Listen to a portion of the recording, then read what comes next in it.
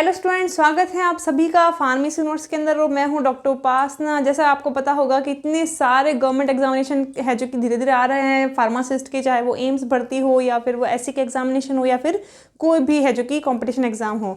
सारे में जो सिलेबस है वो लगभग सिमिलर है। और आपको पता है कि इस कंटेंट के साथ अगर किसी सब्जेक्ट की तैयारी हो रही है विद एमसीक्यूज तो वो सिर्फ और सिर्फ है जो कि अपना चैनल है।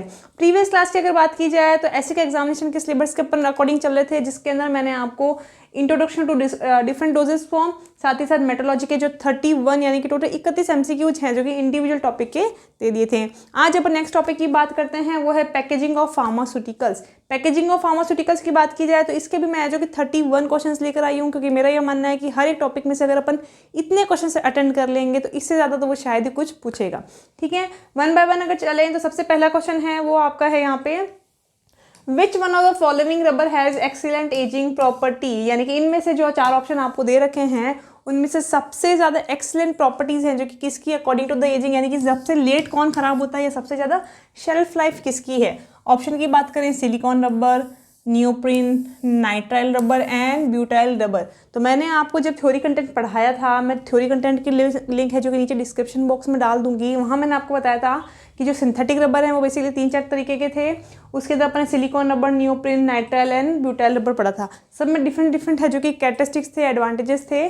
पर्टिकुलरली बात की जाए कि भाई जो एजिंग को बीट कर सकता है या जो हायर टेम्परेचर को बियर कर सकता है वो अपना था सिलिकॉन रबर। तो आंसर क्या हो जाएगा, सिलिकॉन रबर पर्टिकुलर एक ऐसा रबर है जो कि एक्सीलेंट एजिंग प्रॉपर्टी रखता है, यानी कि बहुत लेट खराब होता है, सबसे ज़्यादा चलने वाला रबर है, साथ ही साथ थोड़ा एक्सपेंसिव भी होता है, प्लस ये 250 डिग्री सेंटीग्रेड टेम्परेचर को भी बियर कर सकता है। इन तीनों में से कोई भी सवाल आता है तो आपका जवाब आपका रहेगा silicone rubber. Well nitrile rubber की बात करें तो ये अपना जो है ऑयल रेजिस्टेंट था, जैसा कि मैंने आपको प्रीवियस क्लासेस में बताया था। आगे बात करते हैं, to protect from corrosion which of the lining of following material used in collapsible tubes. Basically जो भी कोलेप्सिबल ट्यूब्स हैं, यानी कि जो ऑइंटमेंट भरने के लिए जो भी इस तरीके की ट्यूब्स आती हैं, इसमें कोरोजन को प्रिवेंट करने के लिए इसके ऊपर किस तरीके की लाइनिंग की जाती है। सबसे पहले ये मोस्टली जो कि एल्यूमिनियम के बने हुए होते हैं, ठीक है। और एल्यूमिनियम की दिक्कत ये होती है कि इसके अंदर कोरोजन बहुत जल्दी है जो कि आ जाता है। तो या तो उसे प्रिवेंट करने के लिए आप टिन की कोटिंग कर दो, जो थोड़ा एक्सपेंसिव मटेरियल है। बट अब अगर बात करें इसके अलावा अपन किस तरीके की कोटिंग कर सकते हैं जो कि इसका ऑक्सीडेशन रोक दे, कोरोजन रोक दे, तो उसके लिए अपन है जो कि इपोक्साइड, विनाइल और फिनोलिक रेजिन्स की कोटिंग कर देते हैं, जो कि उसके कोरोजन या फिर ऑक्सीडेशन को प्रिवेंट करता है। तो आंसर यहाँ पे आपका क्या हो जाएगा, ऑल, यानी ऑप्शन क्या हो जाएगा आपका डी। यानी कि ये जो सारे के सारे हैं वो आपके हैं जो कि पर्टिकुलर कोरोजन को प्रिवेंट करने के काम आएंगे। आगे अपन चलते हैं क्वेश्चन नंबर 3 की तरफ। टाइप 2 ग्लास आर, यानी कि इनमें से कौन सा जो ग्लास है वो टाइप 2 है। ओवरऑल अगर बात की जाए तो मैंने आपको कहा था कि बेसिकली 5 तरीके के ग्लास होते हैं, जिसमें पहला था अपना बोरोसिलिकेट, दूसरा था उसके अंदर सोडा लाइम, तीसरा था ट्रीटेड सोडा लाइम, चौथा था नॉर्मल सोडा लाइम और पांचवा था अपना कलर्ड। तो इनमें से जो है सेकंड टाइप पे पूछ रहा है कि सेकंड क्लास है जो कि आपका कौन सा होगा, तो सेकंड क्लास आपका होगा ऑब्वियस है ट्रीटेड सोडा लाइम ग्लास। तो आंसर क्या हो जाएगा आपका सी। आगे चलते हैं, vulcanisation of the rubber is performed by the treatment tiff. Vulcanisation क्या होता है ये भी मैंने आपको क्लासेस के अंदर बता रखा है। वल्केनाइजेशन के अंदर मैंने आपको कहा था कि बेसिकली सल्फर के साथ इसको ट्रीट करते हैं ताकि जो मॉलिक्यूल है रबर के इनके बीच में है जो कि क्रॉस लिंकिंग हो, और क्रॉस लिंकिंग के कारण इनकी है जो कि धीरे धीरे स्ट्रेंथन भी बढ़ेगी। तो ऑब्वियसली इसका आंसर क्या हो जाएगा आपका सल्फर, ठीक है। ये आपका हो गया ऑप्शन नंबर बी। आगे चलते हैं, which one is not the characteristics of glass, यानी कि इनमें से कौन सी प्रॉपर्टी है जो कि आपके ग्लास की नहीं है।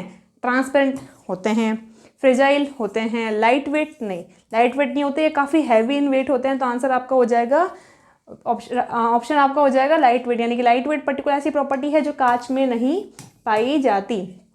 आगे चलते हैं क्वेश्चन नंबर 6 की तरफ। Which polymer does not belong to thermosetting plastics, इनमें से कौन सा पॉलीमर है जो कि थर्मोसेटिंग में इंक्लूड नहीं होता। तो थर्मोसेटिंग की अगर बात की जाए तो मैंने आपको बताया था कि बेसिकली 2 तरीके के प्लास्टिक होते हैं, एक होता है थर्मोप्लास्टिक और एक होता है थर्मोसेटिंग। थर्मोप्लास्टिक वो हैं जो सॉफ्ट हो सकते हैं और थर्मोप्लास्टिक वो हैं जो कि मेल्ट हो जाते हैं, बट पर्टिकुलरली है जो कि कोई शेप है जो कि फॉर्म नहीं कर सकते, ठीक है। इनमें से कौन सा है जो कि थर्मोप्लास्टिक कैटेगरी का, आपने वो सीधा वो निकालना है। मिलेनिन, पॉलीयूरेथन, पॉलिएस्टर, ये सारे के सारे सिंथेटिक हैं और सारे के सारे हैं जो कि सेटिंग कैटेगरी के हैं। तो बच्चा कौन सा अपना पॉलीविनाइल क्लोराइड, यानी कि आंसर क्या हो जाएगा आपका ए। पीवीसी है जो कि आपके थर्मोप्लास्टिक कैटेगरी का प्लास्टिक है। आगे चलते हैं, the major component of glasses. Glass बनाने के लिए काफ़ी सारे कंपोनेंट्स का इस्तेमाल किया जाता है। सिलिका यूज़ किया जाता है, बोरोन यूज़ किया जाता है, सोडा ऐश क्यूलेट्स को ऐड किया जाता है, यानी कि जो ब्रेकिंग पार्ट होते हैं आपके ग्लास के उनको भी ऐड किया जाता है। बट दो मेजर कंपोनेंट है, यानी कि 80% ऑफ ग्लास में कौन सा कंपोनेंट इस्तेमाल किया जाता है, उसका आंसर क्या होगा। तो अगर बात की जाए तो आपका जो सिलिका है वो सबसे ज़्यादा है, जो कि लार्ज क्वांटिटी में यूज़ किया जाता है टू प्रिपेयर द ग्लासेस। तो आंसर हो जाएगा आपका सी।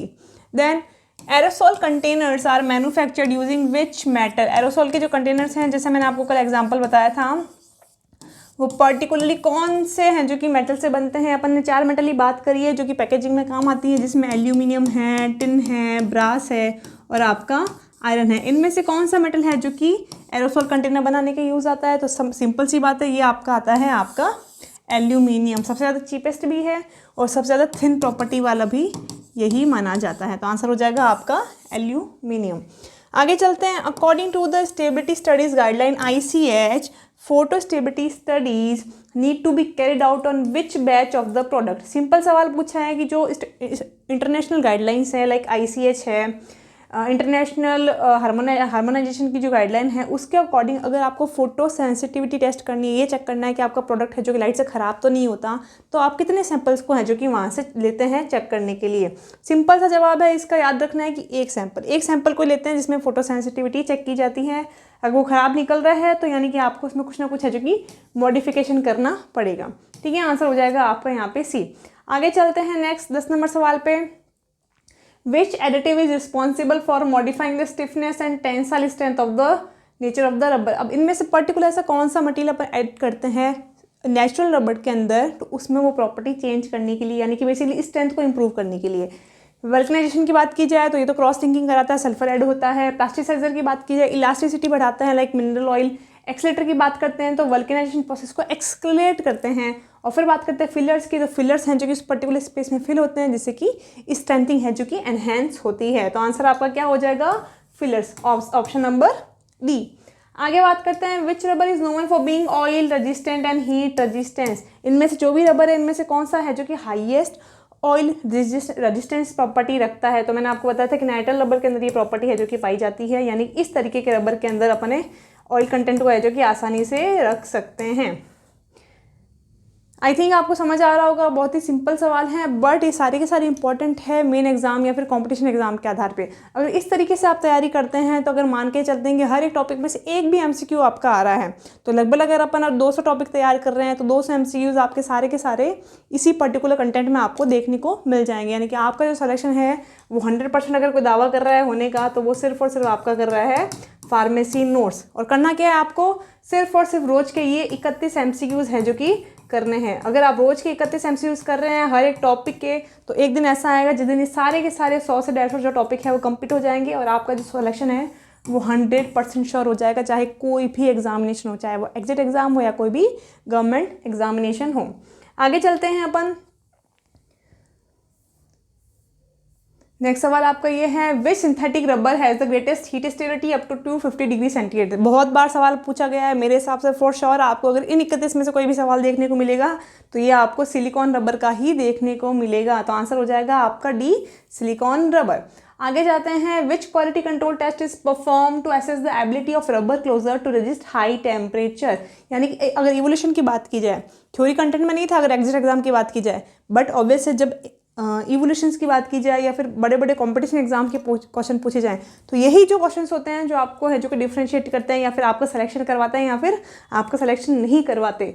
तो मेरे हिसाब से ये क्वेश्चन भी आपको है जो कि मेन एग्जाम या किसी न किसी कंपटीशन एग्जाम में देखने को मिल सकता है कि इनमें से कौन सा पर्टिकुलर टेस्ट है जो कि इसलिए किया जाता है ताकि आप आपके जो ग्लास है उसका टेम्परेचर रेजिस्टेंस देख सकें।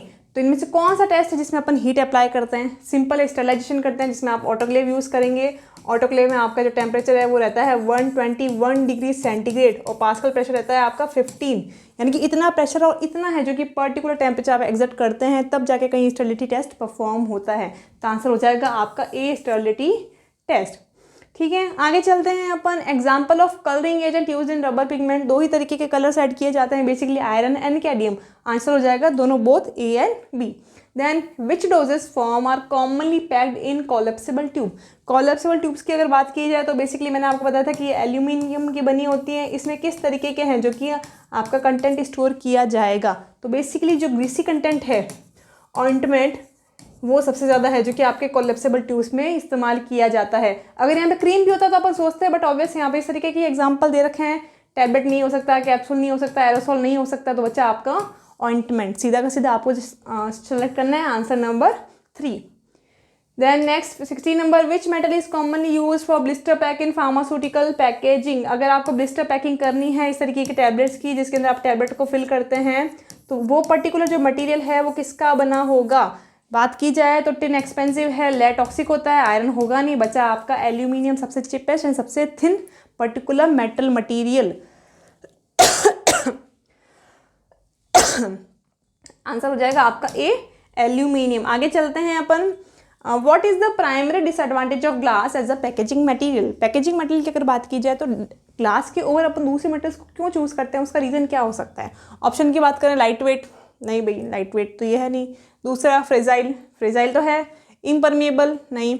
देन इकोनॉमिकल, नहीं। तो ऑप्शन कौन सा है जिस कारण अपन ग्लास को चूज करना थोड़ा कम पसंद करते हैं। सिर्फ और सिर्फ एक रीज़न है मेन कि भाई ये फ्रेजाइल है, ये आसानी से टूट सकते हैं।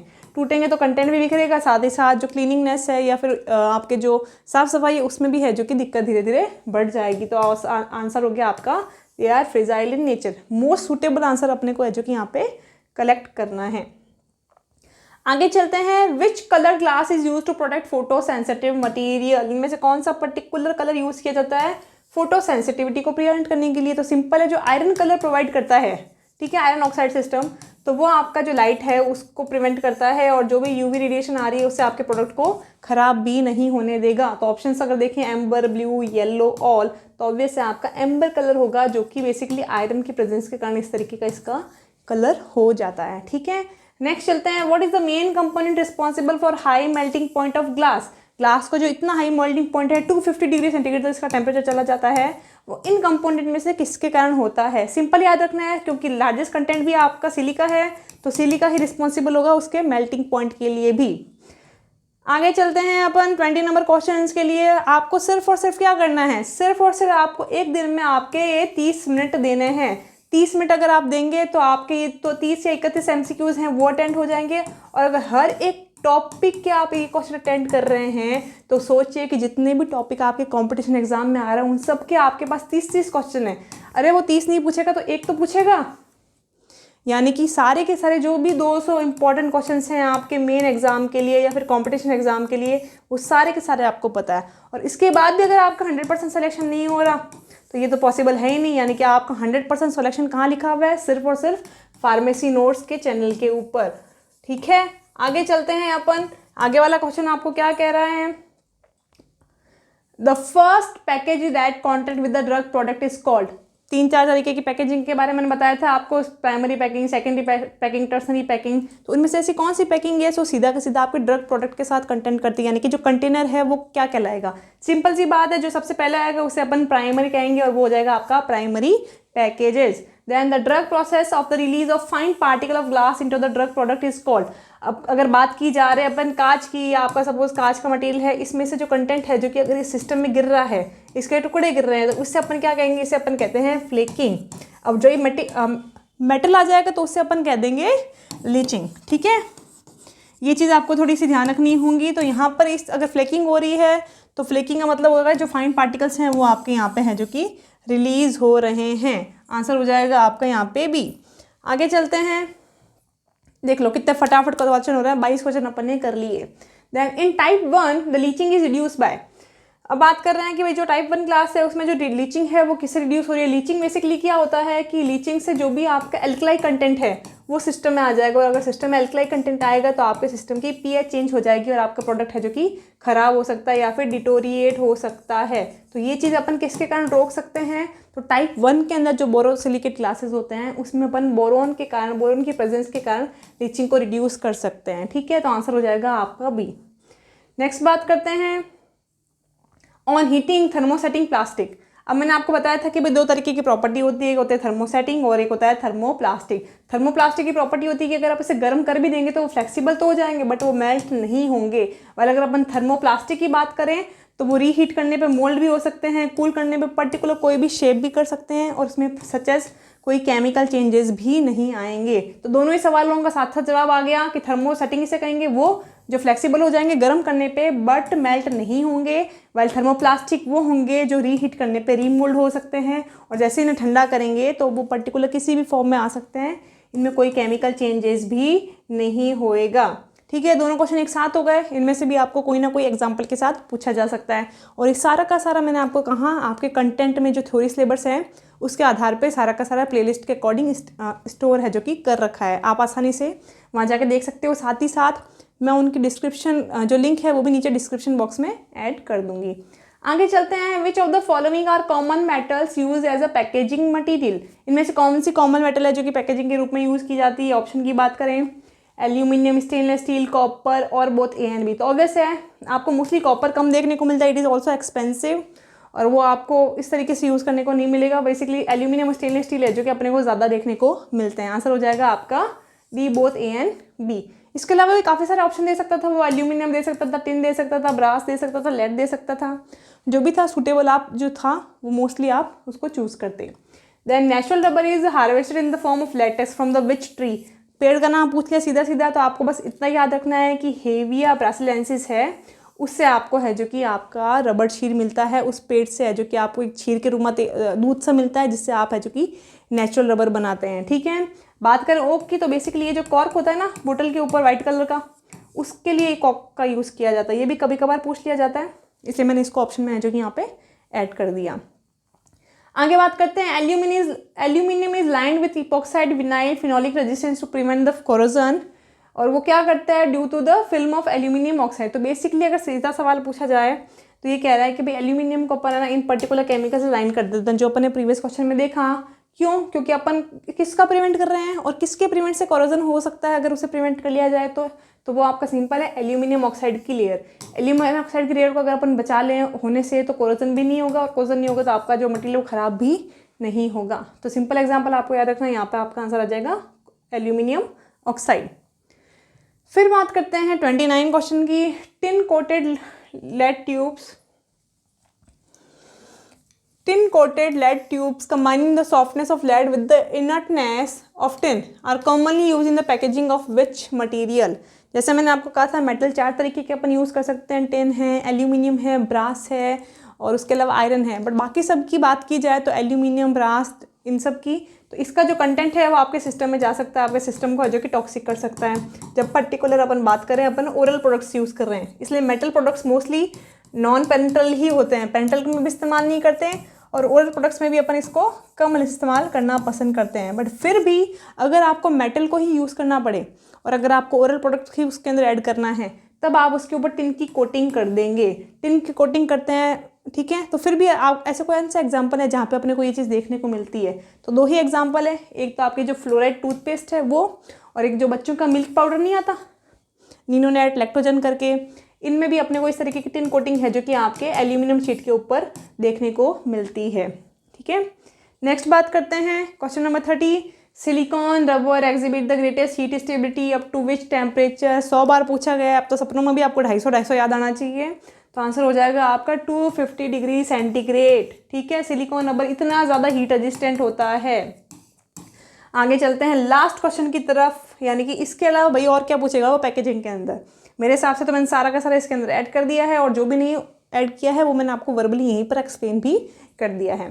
फिर बात करते हैं लास्ट सवाल की। According to the USP specification in United State pharmacopoeia specification the light resistance container required the glass must provide protection against which angstrom of light, यानी कि अच्छा मैंने यहाँ पे लिख दिया कोई बात नहीं, which particular angstrom of light, यानी कि बेसिकली जो यूएसपी स्पेसिफिकेशन है उसके आधार पे कितनी लाइट को उसको पास नहीं करना है, तब जाके आपका जो पर्टिकुलर कंटेनर है वो यूवी के लिए या फोटो सेंसिटिविटी टेस्ट के लिए पास है। ऑप्शन की अगर बात की जाए 2900 से 4500, 900 से 4000, 2000 से 5000, 9200 से 10500। ठीक है, तो आंसर आपका सिंपल है, यहाँ पे मेंशन है क्या हो जाएगा 2900 से 4500 एंगस्ट्रॉम, ठीक है। इतने से इतनी रेंज के बीच में अगर वो है, यानी कि आपका सिस्टम है जो कि फोटो सेंसिटिविटी टेस्ट है जो कि पास करता है, ठीक है। आई होप आपको सारा का सारा है जो कि समझ आया होगा। मेरे हिसाब से इतना ही सफिशिएंट है, और इससे ज़्यादा आपको है जो कि पैकेजिंग के अंदर तो वो नहीं पूछने वाला। 31 क्वेश्चन ये कर लो, इसमें से श्योर आपको एक सवाल है जो कि आपके मेन कंपटीशन एग्जाम में है जो कि देखने को मिल जाएगा। आई होप स्टूडेंट आपको सब समझ आया होगा। And for more information please like share and subscribe, and yes don't forget to press the bell icon. Thank you.